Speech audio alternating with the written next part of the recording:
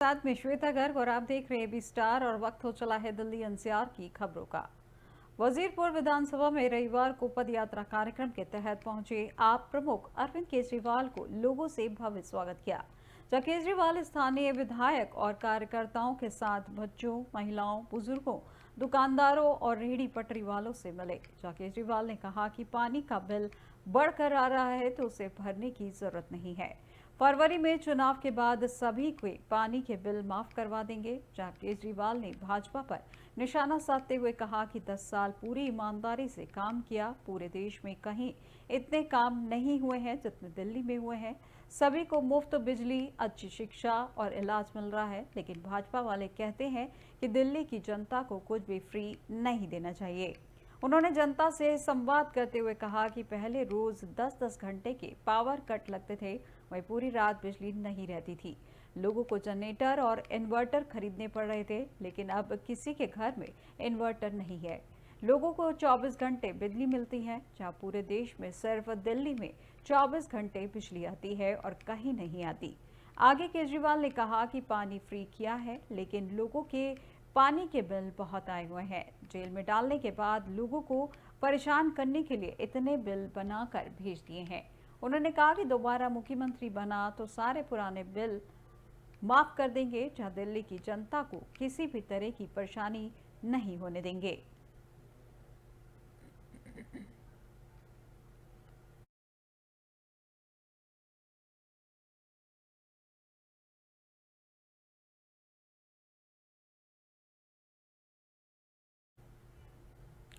राष्ट्रीय एकता दिवस व सरदार वल्लभ भाई पटेल की जयंती के उपलक्ष्य में 29 अक्टूबर 2024 को 7:41 पर मेजर ध्यानचंद राष्ट्रीय स्टेडियम के गेट नंबर 1 से रन फॉर यूनिटी होगी। इस दौड़ में लगभग 7,700 प्रतिभागियों के शामिल होने की उम्मीद है।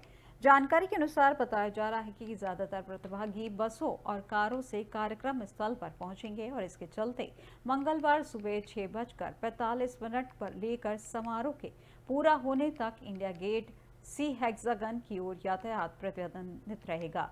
ऐसे में पुलिस ने सलाह दी है कि लोग नई दिल्ली में इंडिया गेट व अन्य मार्गों पर आने से बचे। साथ ही दिल्ली यातायात पुलिस ने लोगों से आग्रह किया है कि राष्ट्रीय एकता का जश्न मनाने का अवसर है, इसलिए वाहन चालक सी हेक्सागन के आसपास के क्षेत्र में सुचारू यातायात प्रबंधन सुनिश्चित करने में सहयोग करें।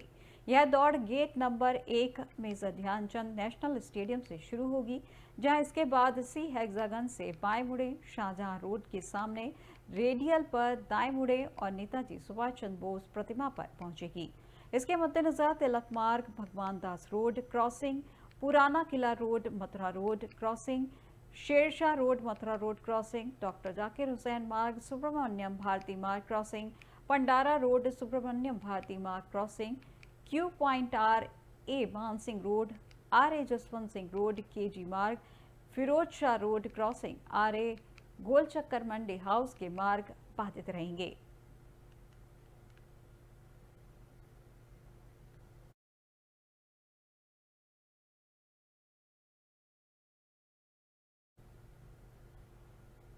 दिल्ली के पास गाजियाबाद के इंदिरापुरम इलाके में लूट का सामान बरामद करने ले जा रहे बदमाश शान मोहम्मद ने पुलिस के ऊपर गोली चलाई, जिसकी जवाबी कार्रवाई करते हुए जब पुलिस ने गोली चलाई तो शान मोहम्मद के पैर में गोली जा लगी।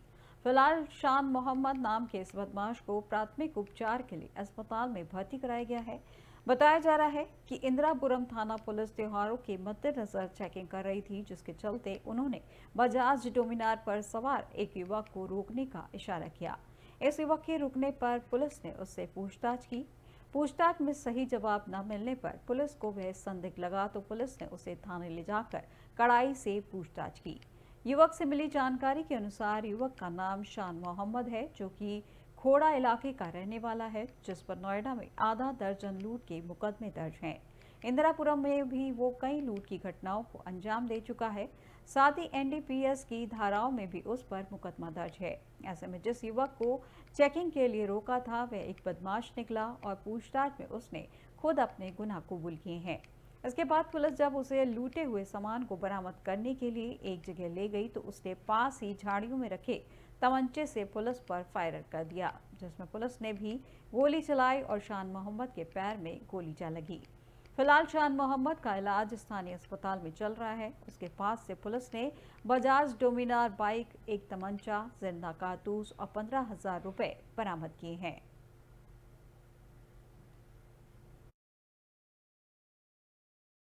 आगामी त्योहारों के मद्देनजर गाजियाबाद पुलिस कमिश्नरेट द्वारा चलाए गए सघन अभियान के तहत इंदिरापुरम पुलिस जब आज शाम को 5/6 की पुलिया पर चेकिंग कर रही थी, तभी सामने से एक बजाज डोमिनर बाइक पर एक संदिग्ध व्यक्ति आता हुआ दिखाई दिया। जब उसको रोक के पूछताछ की गई तो उस व्यक्ति का नाम शान मोहम्मद सनाब शौकीन, निवासी लोकप्रिय विहार, खोड़ा निकला। और उसने जब कड़ाई से पूछताछ करने पर उसने स्वीकार किया कि वह व्यक्ति इंदिरापुरम क्षेत्र में चेन स्नैचिंग और मोबाइल स्नैचिंग की घटनाओं को कारित करता है। उसने बताया कि स्नैच किए हुए कुछ मोबाइलों को उसने 5/6 की पुलिया और कनावनी पुलिया के बीच झाड़ियों में छुपा कर रखा है।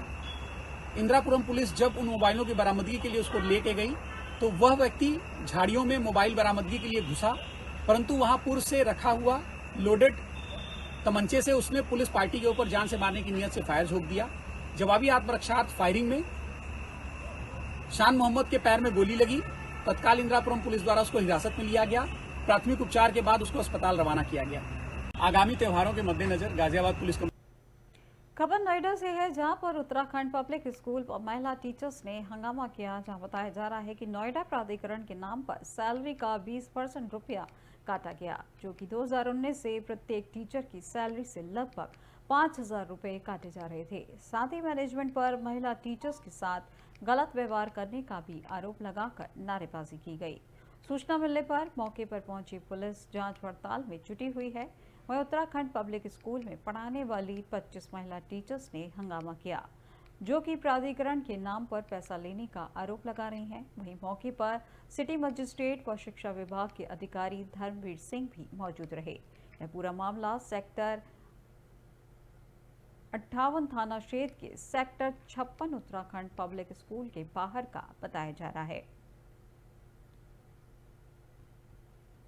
हाँ, मैं स्कूल उत्तराखंड पब्लिक स्कूल के मैं नहीं हूँ, हम सभी टीचर हैं। और हम सब टीचरों से एक्चुअली क्या है कि हमारे स्कूल में काफ़ी कर्जा है, क्योंकि बीच में ताला लग गया था।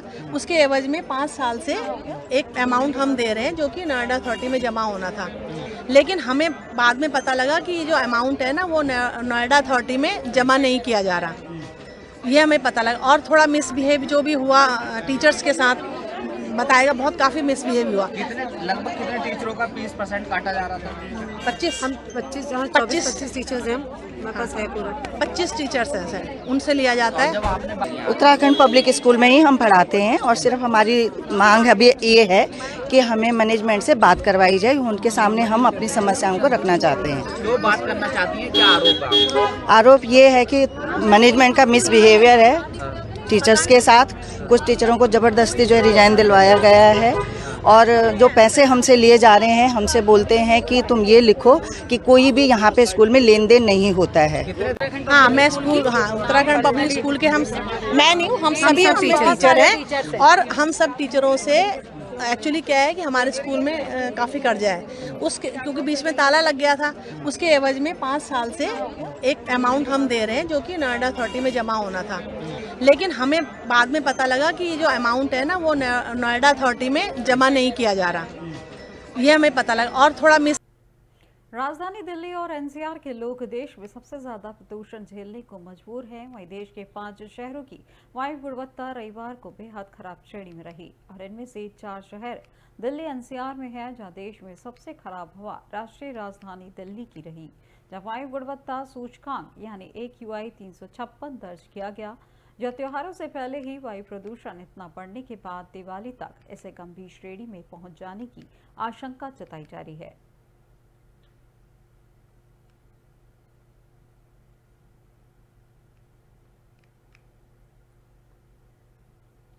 गैंगस्टर लॉरेंस बिश्नोई गिरोह ने हत्या खासकर वीआईपी लोगों की हत्या करने का तरीका बदल लिया है, जहां वे वीआईपी लोगों को जीपीएस से ट्रैक करते और मनोवांछित स्थान पर पहुंचने पर हत्या करवा देते हैं। इस गिरोह के बदमाश अपने शिकार की गाड़ी के नीचे जीपीएस सिस्टम लगा देते हैं, जहां दिल्ली पुलिस की स्पेशल सेल की काउंटर इंटेलिजेंस सीआई ने 2 दिन पहले जिन 7 शूटरों को गिरफ्तार किया है, वे राजस्थान के गंगानगर के पूर्व विधायक राजकुमार गौड़ के भतीजे पहलवान सुनील गौड़ की इसलिए हत्या नहीं कर पाए थे कि उसकी कार में जीपीएस नहीं लगा पाए थे।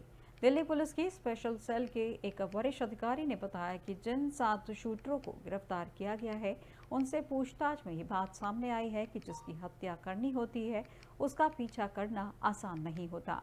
ऐसे में गिरोह के सदस्य अपने शिकार की गाड़ी के नीचे मौका लगते ही जीपीएस लगा देते हैं। इसके बाद ये पीड़ित को ट्रैक करते रहते हैं। जब शिकार हाईवे या सुनसान जगह पर जाता है तो गिरोह के सदस्य गोलियां बरसाकर उसकी हत्या कर देते हैं। हरियाणा के बहादुरगढ़ में आईएनएलडी के प्रदेशाध्यक्ष नफे सिंह राठी की हत्या भी इसी तरह जीपीएस के ट्रैक करके की गई थी।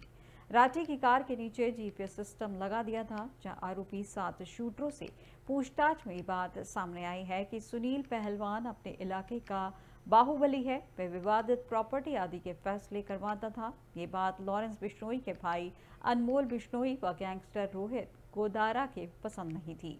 कुछ साल पहले अनमोल ने सुनील गौड़ को फोन कर विवादित प्रॉपर्टी के बीच में न आने के लिए कहा था, मगर सुनील गौड़ माना नहीं था।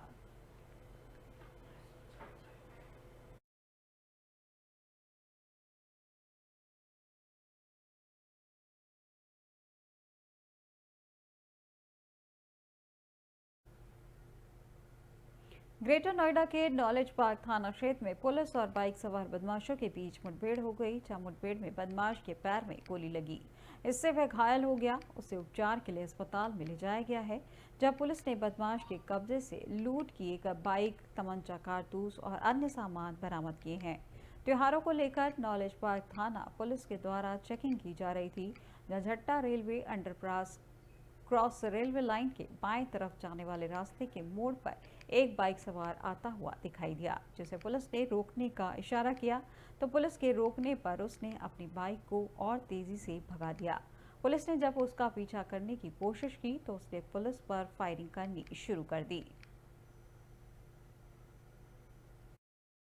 आयुक्त महोदय गौतम बुद्ध नगर और डीसीपी ग्रेटर नोएडा महोदय के निर्देशन में लुटेरों, गैंगस्टरों, नकबजनों के विरुद्ध चलाए जा रहे अभियान में आज थाना नालिच पार्क पुलिस को बड़ी सफलता मिली है। एसएचओ नालिच पार्क और उनकी टीम आज झट्टा रेलवे अंडरपास के नीचे बाईं तरफ जाने वाली सड़क पर संदिग्धों की चेकिंग कर रहे थे, तभी एक मोटरसाइकिल अपाचे आती हुई इसको रोका। रोकने पर वो रेलवे क्रॉसिंग के साइड में भागा और पुलिस पर फायरिंग किया। पुलिस ने अपने सिखलाए हुए तरीके से उसको काबू में किया, जिसमें अभियुक्त के पैर में गोली लगी है। पुलिस आयुक्त महोदय गौतम बुद्ध नगर और डीसीपी ग्रेटर नोएडा महोदय। दिल्ली एनसीआर की खबरों में फिलहाल बस इतना ही, और देश दुनिया की तमाम जानकारी के लिए देखते रहिए एबी स्टार। नमस्कार।